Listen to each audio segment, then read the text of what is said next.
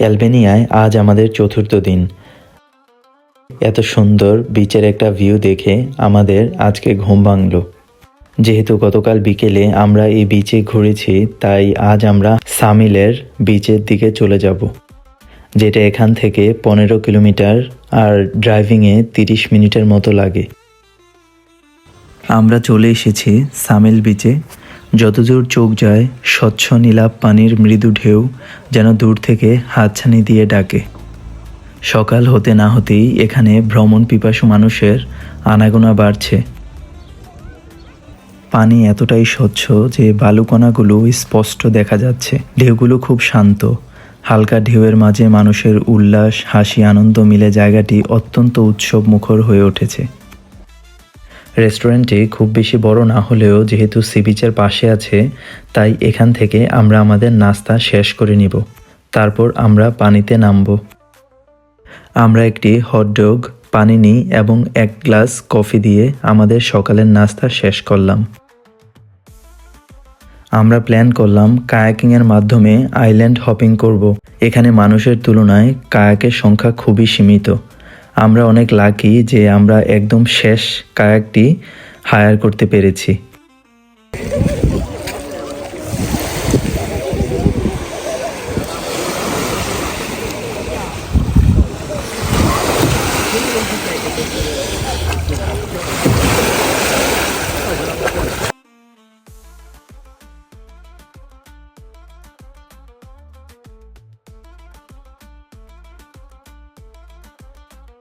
যেহেতু আমাদের দুজনের কারোরই পূর্বে সমুদ্রে কায়াকিং করার কোনো অভিজ্ঞতা নেই, তাই একটু ভয় লাগতেছে। তার মধ্যে শুধুমাত্র আমার পরনে লাইফ জ্যাকেট আছে, মনিরার কোনো লাইফ জ্যাকেট নাই। সো বুঝতেই পারতেছেন, যদি কিছু হয় তাহলে খবর আছে। এই পাথুরে পাহাড়গুলোর বিভিন্ন জায়গায় বহু বছর ধরে সমুদ্রের ঢেউয়ের কারণে অনেকগুলো গুহার সৃষ্টি হয়েছে।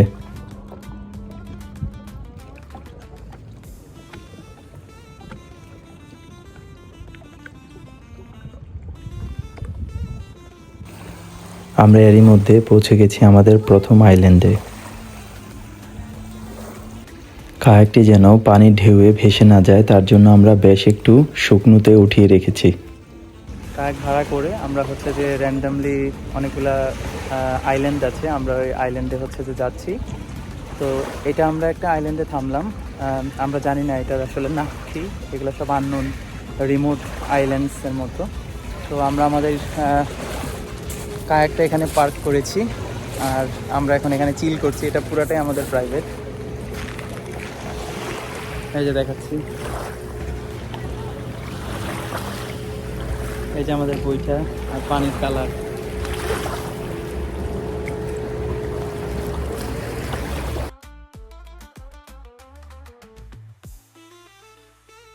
আমরা পাশে আরেকটি আইল্যান্ডে এসেছি। এখানে মানুষের উপস্থিতি দেখে মনে হচ্ছে এই আইল্যান্ডটা বেশ জনপ্রিয়। আর এর বিশেষত্ব হচ্ছে মাঝখানে একটা চিকন রাস্তা দিয়ে সমুদ্রের দুই পাশের পানিকে ডিভাইড করা হয়েছে।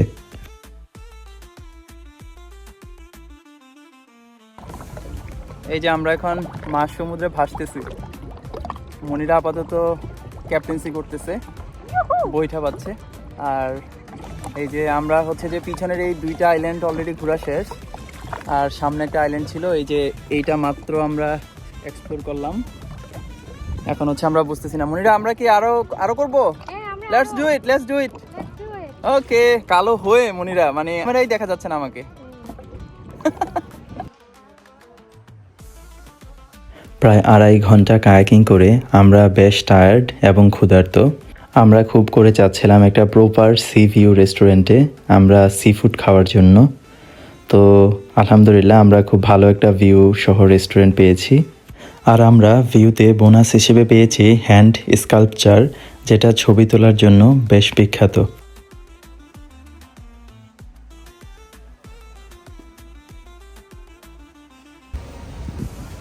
রেস্টুরেন্টের এক্সিট গেটের পাশেই একটি সিঁড়ি রয়েছে, যেই সিঁড়ি দিয়ে এই হ্যান্ড স্কাল্পচারে অ্যাক্সেস করা যায়। আমরা এখন ওখানটায় যাচ্ছি ছবি তোলার জন্য।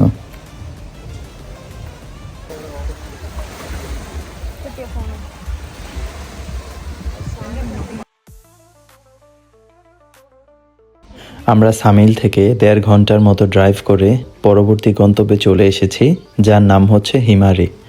আমরা এখন এই স্পটটিতে এসেছি যেন আমরা সানসেট দেখতে পারি। দুপাশে পাহাড় ঘেরা এই ছোট্ট জায়গাটির নাম মাম্বাস বিচ। এখানে 2টি সুন্দর রেস্টুরেন্ট এবং কিছু বিচ হাট আছে।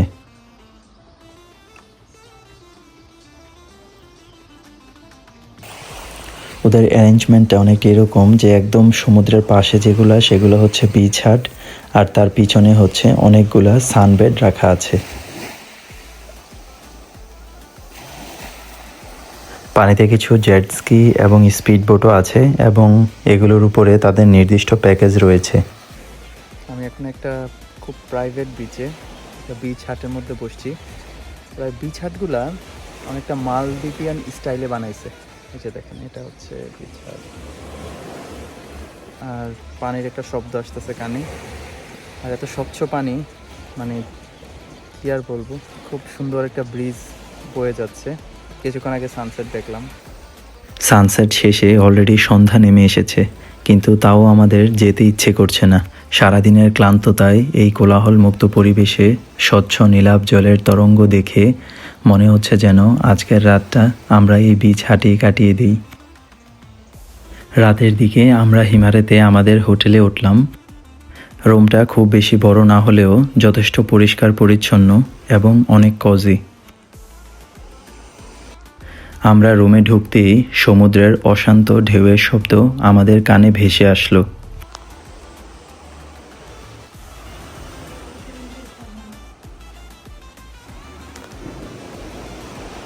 বারান্দা থেকে দূরে গ্রামের কিছু লাইট ছাড়া আর কিছু দেখা যাচ্ছে না, শুধু পানির শব্দ শোনা যাচ্ছে। আমরা নিশ্চয়ই আগামীকাল সকালে এই বারান্দা থেকে ভিউ দেখানোর চেষ্টা করব। সবাইকে শুভ সকাল। এই হচ্ছে আমাদের বারান্দা থেকে ভিউ। যতদূর চোখ যায় স্বচ্ছ নীলাভ জল যেন চোখের সকল ক্লান্তি নিমেষেই দূর করে দেয়। আর ডানে তাকালে অনেক উঁচু উঁচু পাহাড় এবং তার মাঝে কিছু ছোট ছোট শহর গড়ে উঠেছে।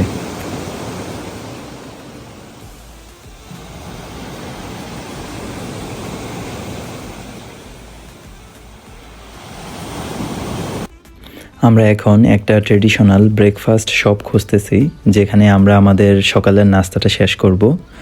আজকে আমাদের স্কেডিউলটা একটু টাইট, কারণ নাস্তার পরপর আমাদের প্রায় 4 ঘন্টার মতো একটা সি বোট রাইডের মতো আছে, এবং আজ বিকেলে আমরা আবার টিরানার উদ্দেশ্যে রওনা করব। আমরা এখানে এসে দেখি ব্রেকফাস্ট শপ এখনও খোলেনি, তাই আমরা এখানে কিছুক্ষণ অপেক্ষা করি আর মনিরাও দোলনায় দোল খেতে থাক।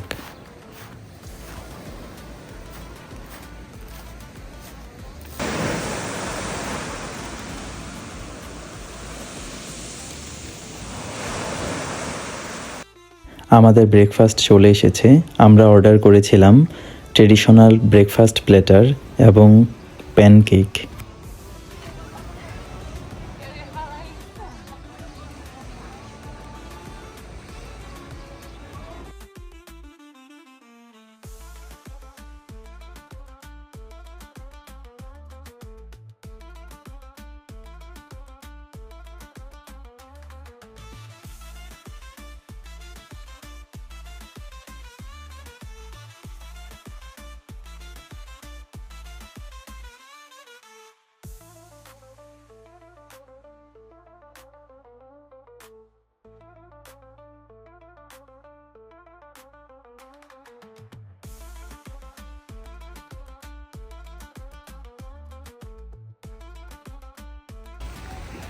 আমাদের স্পিড বোট এখান থেকেই ছেড়ে যাবে। আমরা অলরেডি একটু লেট, 10টার স্পিড বোট, কিন্তু এখন বাজতেছে 9:55। সো আমরা একটু তাড়াতাড়ি করে হেঁটে চেষ্টা করতেছি স্পিড বোটটি ধরার।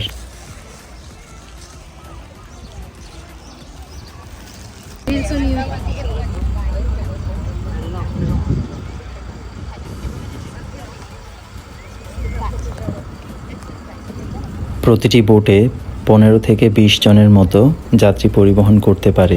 এখন আমরা বুঝতে পারতেছি যে শেষের দিকে আসায় আমরা স্পিড বোটের সবচেয়ে ভালো জায়গাটা পেয়েছি।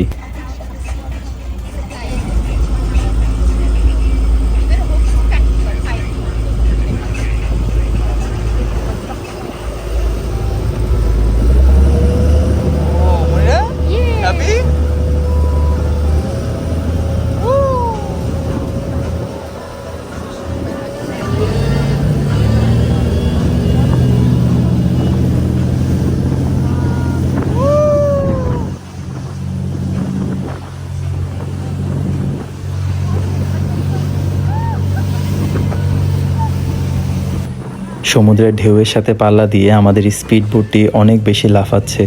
এটা আসলে একটা রোমাঞ্চকর অভিজ্ঞতা। আমাদের বোটের ড্রাইভার একটা নির্দিষ্ট দূরত্ব পর পর বোটকে থামিয়ে ওই এরিয়ার বিস্তারিত ইতিহাস এবং বিভিন্ন তথ্য আমাদের কাছে বর্ণনা করতেছে।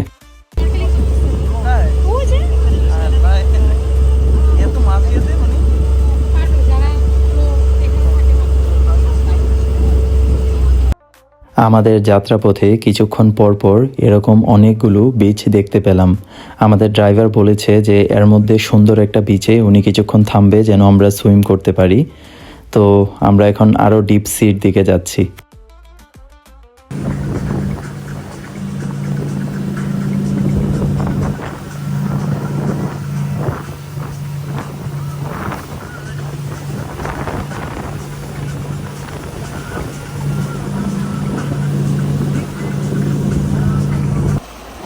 এরকম ক্রিস্টাল ক্লিয়ার পানির যুক্ত একটা বিচের মধ্যে আমরা যাত্রা বিরতি করলাম।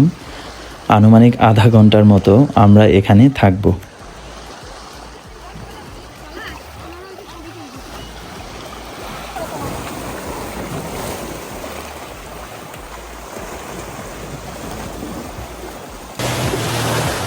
মনিরা তুমি থাকবে না? না তুমি আসো। হ্যালো গাইস, আমরা এই মুহূর্তে আয়োনিয়ান সিয়ের কিছু কেভ এক্সপ্লোর করতেছি। তো আমরা এই মুহূর্তে এই কেভের মধ্যে আছি, ভিতরে ঘুটঘুটে অন্ধকার। তো একটু ভয় লাগতেছে, but still will gonna do it. আমরা পাশাপাশি কয়েকটি কেভ এক্সপ্লোর করলাম। তবে এখানে কেভ এক্সপ্লোর করার সময় একটা জিনিস অবশ্যই মাথায় রাখতে হবে, অনেক বেশি গভীরে যাওয়াটা ঠিক না এবং কিছু নিচু কেভে পানির ঢেউ গলা পর্যন্ত উচ্চতায় চলে আসে। এটা হচ্ছে বিখ্যাত পাইরেটস কেভ। প্রাচীন থেকে মধ্যযুগ পর্যন্ত জলদস্যুরা এখানে লুকিয়ে থেকে আয়োনিয়ান সি দিয়ে চলাচলকৃত জাহাজে আক্রমণ করত এবং লুট করা মাল এখানে জমা রাখত। আমরা হিমালয়তে ব্যাক করার সময়ও অনেক সুন্দর সুন্দর সি বিচ এবং গুহা দেখতে পেলাম, কিন্তু কি আর করা, সবগুলো এক্সপ্লোর করা তো পসিবল না, যা শুধুমাত্র চোখে সৌন্দর্যটুকু উপভোগ করলাম। আর এখানেই আমরা আমাদের অ্যালবেনিয়া ব্লগ শেষ করছি।